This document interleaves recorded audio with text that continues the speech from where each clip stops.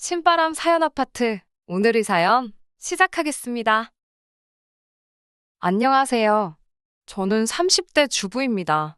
아직 아이는 없어요.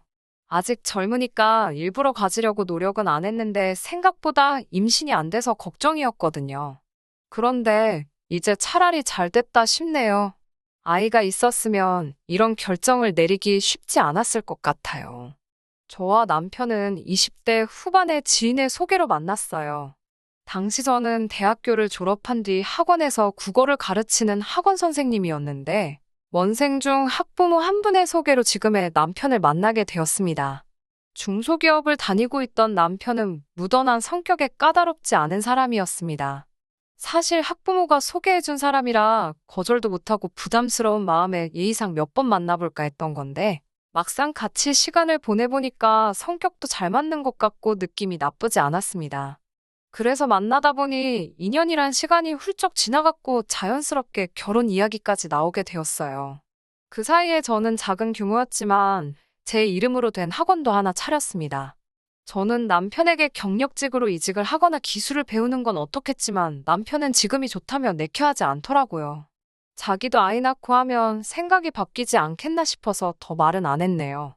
아무튼 그렇게 결혼을 계획하게 되면서 양가 식구들도 만나게 되었습니다. 시아버지는 워낙에 무뚝뚝하고 말씀이 없으신 분이셨고, 시어머니와 신우는 전형적으로 사이좋은 모녀 사이였습니다. 신우는 남편보다 4살 어리고 저보다는 2살 어렸는데 아이가 한 명 있었어요. 고등학교를 졸업하면서 사귀던 남자친구 아이를 갖게 되었는데 애 아빠는 바로 군대로 가버리고 군대에 다녀와서는 잠수를 탔다나 봐요.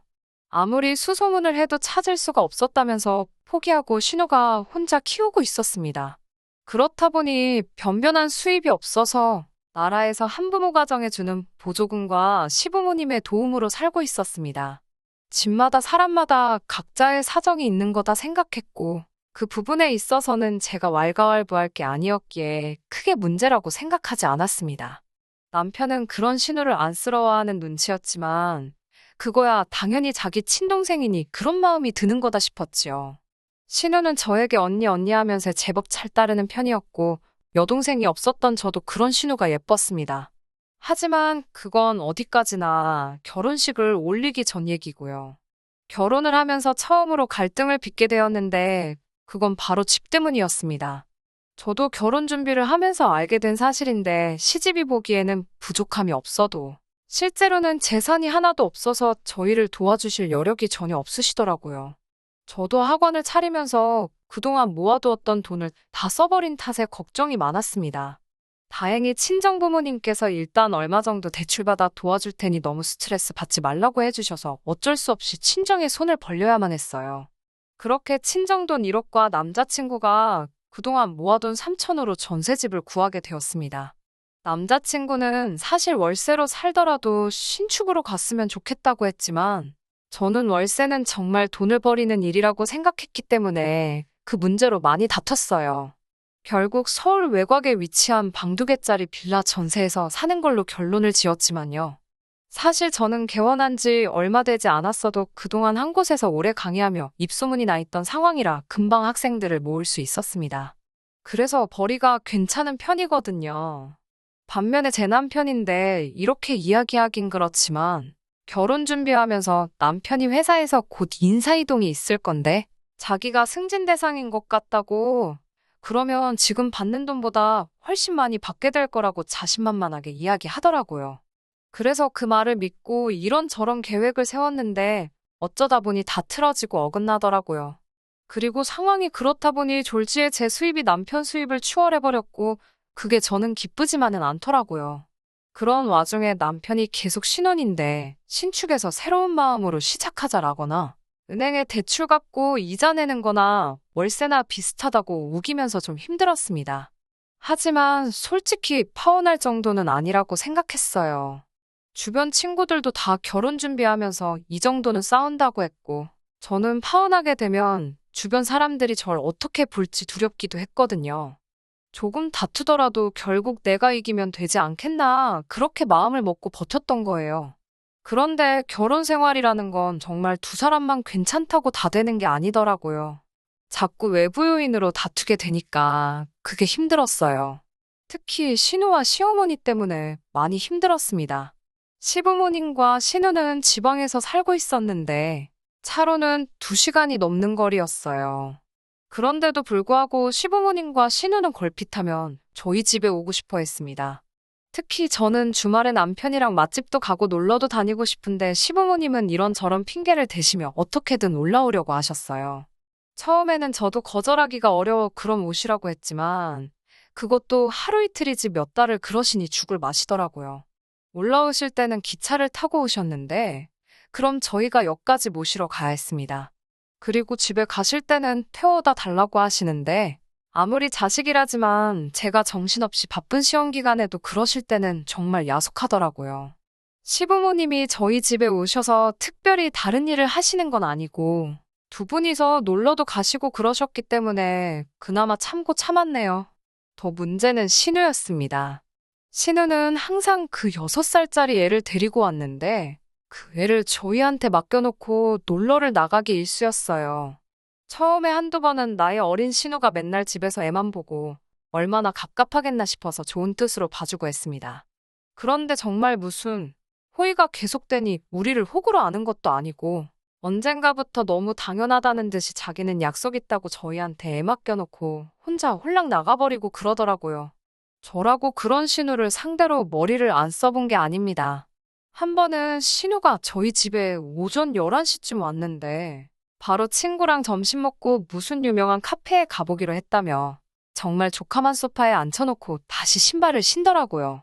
그래서 저희도 약속이 있어서 나가야 한다고 하니까 같이 온 시어머니가 둘 다 나갔다 오라며 당신이 집에서 애를 보고 있겠다 하시는 거예요. 그런데 저희 집에는 제가 처녀 때부터 기르던 강아지가 한 마리 있거든요. 그리고 시어머니는 그 강아지를 너무너무 싫어하세요. 걸핏하면 갖다 버리라 하시고 저희 안 볼 때 몰래 현관문 열어놓으실 거라 그러고 그러다 보니까 시어머니가 그러지 않으실 걸 알면서도 차마 저 없는데 시어머니랑 조카만 있게 할 수가 없더라고요. 결국 그날 신우는 친구 만나러 가고 저는 결국 시부모님 모시고 조카 데리고 다 같이 시간을 보내야만 했습니다. 신혼인데 계속 이런 일이 반복되니 남편과 제 사이도 좋을 리가 없었고요. 사실 남편이 나서서 교통정리 좀 해주면 좋겠는데 자기가 나서면 일이 커진다면서 조만간 자기들이 지겨워서 나가 떨어질 테니 좀만 참고 버티자고 그러더라고요. 저도 솔직히 괜히 유세 떠는 것처럼 보일까봐 조심스럽기도 했고 날 추워지고 하면 그나마 덜 오시지 않겠나 싶기도 해서 참고 참았습니다. 그러다 결국 이 사단이 나버렸나 싶습니다. 진작에 신우를 못 오게 했으면 제 가정도 멀쩡했을까 싶은 생각도 들어요. 신우가 언젠가부터 아침 일찍 나가서 밤늦게 들어오거나 심지어 이튿날이 돼서 들어오기 시작했습니다. 학원이 단과 학원이다 보니 제가 주말에는 일이 없으니 저랑 남편이 번번이 집에서 조카를 봐야 했고 기약 없이 들어오지 않는 신우를 기다려야 하는 상황이 생기더라고요. 연락을 해도 지금은 전화를 받을 수 없습니다 같은 메시지만 달랑 오고 저로서는 걱정도 되고 화도 나고 갑갑하더라고요. 그래서 몇 번이고 남편한테 신우한테 연락 좀 하라고 그리고 이럴 거면 제발 못 오게 하라고 화를 냈어요. 남편은 그러면 또 알겠다고 대답은 잘하는데 실제로 달라진 건 없었습니다. 그리고 결국 신우가 며칠이 지나도록 안 들어오는 일이 발생했어요. 시부모님은 주말이 끝나기가 무섭게 당신들 집으로 돌아가신다 하시기에 일단 손녀딸도 데리고 가시라 하니 노인네 둘이서 애를 어떻게 보냐면서 신우 들어올 테니 저희더러 데리고 있으라고 하셨습니다. 제가 저나 남편이나 다 출근해야 하는데 어떻게 애를 데리고 있냐고 하자 시어머니는 그거야 젊은 사람들이 알아서 해야 하지 않겠냐고 그러시는 거예요. 제가 신우 걱정도 안 되시냐고 신우는 연락도 안 되고 어쩌면 좋냐고 하니 다 큰애가 뭐가 걱정이냐 하시는데 뭔가 쎄한 느낌이 들었어요. 왠지 나 빼고 온 가족이 다 걱정이 없는 느낌이랄까요. 결국 얼떨결에 조카를 봐주게 되었는데 애랑 강아지만 집에 두고 도저히 출근을 할 수가 없었습니다. 남편은 6살이면 다 큰 거라고 그냥 두고 가라는데 그러다 무슨 일이라도 생기면 그 원망을 내가 어떻게 다 감당하나 싶어서 어쩔 수 없이 학원에 데리고 갔습니다. 그래도 다행히 제가 혼자 하는 학원이고 학생들도 어린 조카를 귀여워해 주었지만 언제까지 이럴 수도 없는 노릇이었어요. 학부모들이 그 사실을 알고 혹시 수업에 지장이라도 있을 거라 생각하면 학원 평판에도 문제가 생길 테니까요. 결국 신우가 돌아오지 않은 지도 사흘 정도 지났을 무렵 제가 남편한테 신우가 어딨는지 정말 모르냐고 하니까 자긴 모른다고 딱 잡아떼길래 그럼 경찰에 실종 신고부터 하자고 하니까 경찰서에 가봤자 한두 살 먹은 애도 아니고 그냥 가출 신고로 접수나 될 거라면서 저보고 제발 일 복잡하게 만들지 말고 좀만 기다리라고 그러더군요. 알아보니까 저 혼자서는 자격미달로 신고도 할 수 없었고요. 그나마 다행인 건 학원 방학이 다가오고 있었기에 저는 혼자서 신우를 찾아내기로 마음을 먹었습니다. 다가오는 추석에 시부모님 선물이라도 하나 해드릴까 하여 모으던 돈이 있었거든요. 그런데 신우가 이 지경을 만들어놨는데도 손 놓고 계시는 게 너무 야속하고 미워서 저는 그 돈을 신우 찾는데 쓰기로 했습니다. 그리고는 심부름 센터에 가서 신우를 찾아달라고 했어요. 그리고 정말 걱정한 게 우스울 만큼 하루도 걸리지 않아서 신우를 찾아내더라고요. 신우는 저희 집에서도 멀지 않은 곳에서 머무르고 있었습니다. 찾아준 사람들 말에 의하면 남자랑 같이 있는 것 같다는데 황당하고 괘씸하더라고요. 아무리 남자가 좋아도 그렇지 어떻게 엄마란 사람이 애를 다른 사람 손에 맡기고 그러고 다닐 수가 있지 싶은 거예요. 저는 남편에게 당장 이 소식을 알려야만 했습니다. 그런데 정작 남편은 제 이야기를 듣고도 그다지 크게 놀라는 기색이 없었어요. 설마 알고 있었어? 라고 물으니 뭐 동생 일이니까 오빠가 그 정도는 알고 있었지라면서 말끝을 흐리는 거예요. 그래서 제가 어이가 없어서 어떻게 그런데 나한테는 한마디 말도 안 할 수가 있어? 라고 물었습니다. 그러자 말했으면 당신이 가만히 있었겠냐고 오히려 되묻더라고요. 그래도 이렇게 막무가내로 나한테 애까지 맡겨놓고 그러는 건 아니지 않냐니까.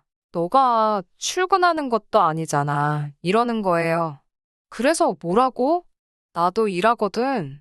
나는 출근 정도가 아니고 내 사업장 대표라고. 소리를 치니까 남편이 그거 혼자 애들 좀 가르치는 걸로 너무 어깨 힘주는 거 아니야? 라면서 갑자기 사람을 이상한 쪽으로 몰아가더라고요. 저는 신우를 가지고 남편이랑 말 섞어서 좋을 게 없겠다 싶어서 시부모님께 전화를 드렸습니다.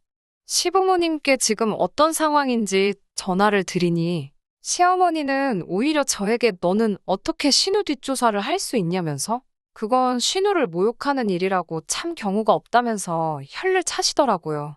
그 말 수 없던 시아버지도 사람마다 각자 사정이 있는 건데 윗사람으로서 좀 기다려줬으면 좋겠지 않겠냐고 되물으시고요. 저는 어이가 없어서 다들 신우가 어떤 남자랑 있느라 며칠째 집에도 안 오고 있는데 그런 건 아무 신경도 안 쓰이시냐고 물었습니다. 시어머니는 저더러 별걸 다 참견한다면서 다 알고 있었으니까 가만히 있었지 라며 소리를 빽 지르시더군요. 저는 순간 내가 지금 뭘 들은 거지 싶었습니다.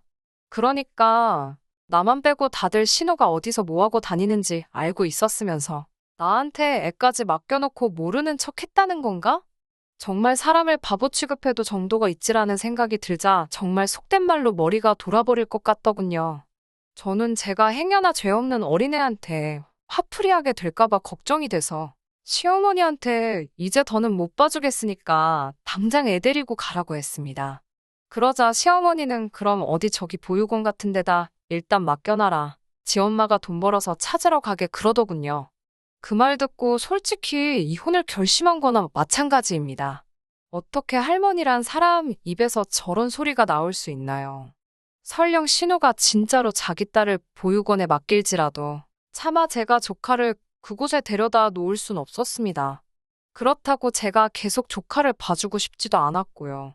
저는 결국 신우가 남자랑 같이 있다는 그 집에 조카를 데리고 갔습니다. 그 집 앞에서 잠복하다시피 몇 시간을 차 안에 있었습니다. 그나마 얌전한 조카도 차 안에만 있는 게 지겨웠는지 고모, 엄마 언제 와? 이러면서 저한테 칭얼대더라고요. 그런데 오늘은 글렀나 싶어서 집에 가려는 그때였습니다. 옷을 무슨 새내기 대학생 마냥 차려입은 신우가 어떤 남자 팔에 팔짱을 꼭 끼고 골목을 돌아서 나오더라고요. 보는데 황당하고 어이가 없었습니다. 제가 조카를 데리고 차에서 내리면서 맞은편에서 오던 신우와 눈이 마주쳤어요. 그러자 신우가 화들짝 놀라며 발걸음을 돌리려고 하더라고요. 제가 신우 이름을 불렀지만 신우가 못 들은 척을 하더라고요. 그렇지만 조카가 신우를 봤는지 엄마 하면서 달려가더라고요. 그러자 신우도 반사적으로 다시 뒤를 돌아봤고요. 조카가 엄마 하고 달라드니 신우도 밀어내지 못하더군요. 신우 옆에 있던 남자는 무슨 상황인지 갈피를 잡지 못하고 혼란스러운 얼굴을 하고 있었습니다. 제가 그 남자에게 안녕하세요. 저희 신우 친구분이세요? 하고 말을 걸었습니다. 남자는 얼떨떨한 표정으로 예, 제가 남자친구입니다 하길래 저는 일부러 신우를 쳐다보면서 한껏 높은 목소리로 이렇게 멋진 분을 만나느라 신우가 집에도 안 들어오고 딸도 나몰라라 했구나 하고 말을 걸었어요. 그러자 신우가 눈으로 저에게 욕을 하며 언니 왜 그래요? 이따 전화할게요. 그때 통화해요. 이러면서 조카를 제 쪽으로 밀더라고요. 조카는 영문도 모르고 엄마 나 엄마랑 있을래 이러고 신우는 급기야 저를 골목어기로 잡아 끌더니 언니 지금 뭐 하자는 거예요? 라며 따지기 시작하더라고요. 그렇지만 제가 뭐가 겁이 나겠어요. 저는 당당하면 저 남자 앞에서 얘기하라며 신우 팔을 뿌리치고 다시 그 남자한테 가서 조카를 들이밀었습니다. 예쁘죠? 우리 신우 딸이에요. 사진은 보여준 적 있어요? 남자친구분이 우리 조카도 자식으로서 받아주기로 한 거예요? 정말 대단하신 분이다. 라고 아주 갖은 오바를 다 떨면서 신우 남자친구라는 사람에게 말을 걸었습니다. 그러자 신우가 진짜 왜 그러냐고 소리치면서 닭똥 같은 눈물을 흘리더군요.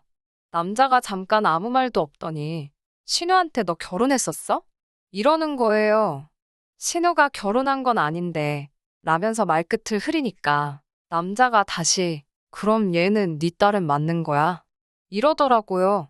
그러니까 신우가 내 딸 맞다고 미리 말 못해서 미안하다 사과를 하고 있으니 남자가 신우한테 진짜 어이없다며 비웃음을 날리더니 너 진짜 인생 그렇게 살지 말라고 뭐라 하더라고요.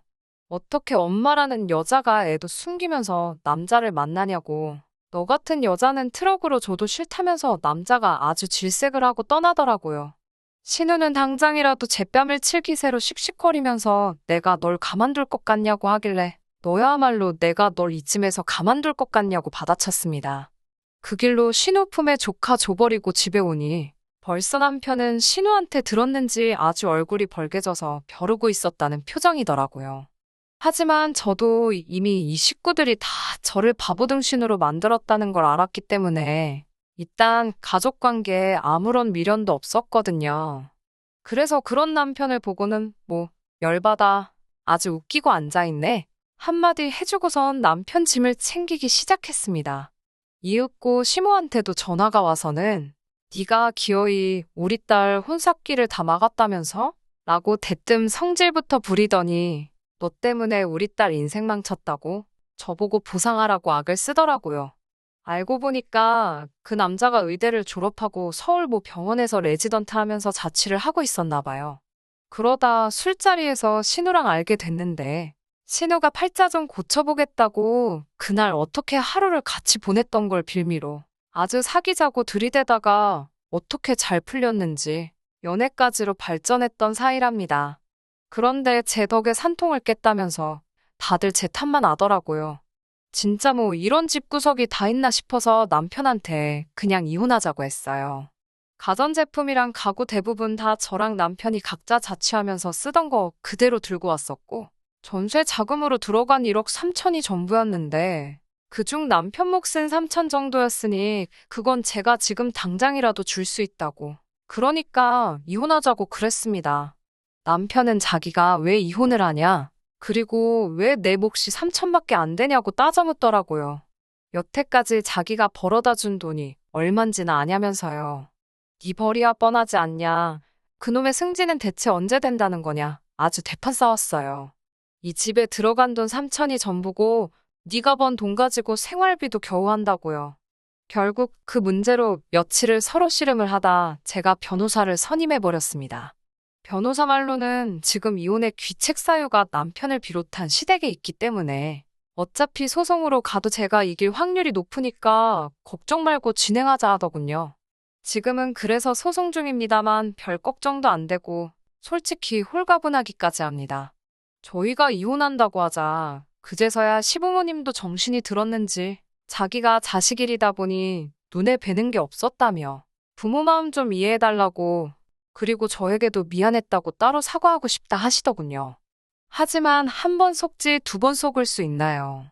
저는 괜찮다고 그냥 이대로 다시는 서로 안 마주치면 좋겠다고 선을 그었습니다. 그 이후에 제 귀에 들려온 바로는 신우는 그 남자한테 차인 건 물론이고 남자가 어디 인터넷 유명한 곳의 사연으로 제보까지 해가지고 정말 동네 망신을 당한 것 같더라고요. 솔직히 저는 지금이라도 신우가 마음 고쳐먹고 성실히 애 키우면 살면 좋겠습니다. 그럼 누가 아나요? 정말 그런 신우를 품어줄 좋은 남자가 나타날 수도 있잖아요. 그리고 남편은 맨날 혼자 김칫국 마시며 승진 타령해대더니 결국 귀향이나 다름없는 지방 발령받고 고향도 아닌 지방으로 쫓겨나듯 내려가게 되었습니다. 저더러 같이 가자고 거기 가면 시부모도 없고 신우도 없고 오롯이 우리 단둘이서 아무 방해 없이 처음부터 다시 시작하자는데 그 면상에다 물 한 잔 끼얹을까 하다 인생이 불쌍해서 봐줬네요. 저요? 저는 요즘 학생들을 위한 수능 교재를 만들고 있습니다. 얼마 전에는 교육방송에서 같이 일해보지 않겠냐고 연락도 왔고요. 혼자가 되면서 쓸데없는 곳에 정신과 시간을 뺏기지 않으니까 일의 효율성도 늘고 돈도 잘 모이고 너무 좋아요. 이혼이라는 결정을 내리게 된 것에 한 점 후회가 없습니다. 한동안은 일에만 몰두하며 살아보려고 해요. 끝까지 들어주셔서 감사합니다. 오늘의 사연은 여기까지입니다. 구독과 좋아요, 알람 설정 부탁드리고 더 좋은 사연으로 다시 찾아뵙겠습니다. 감사합니다.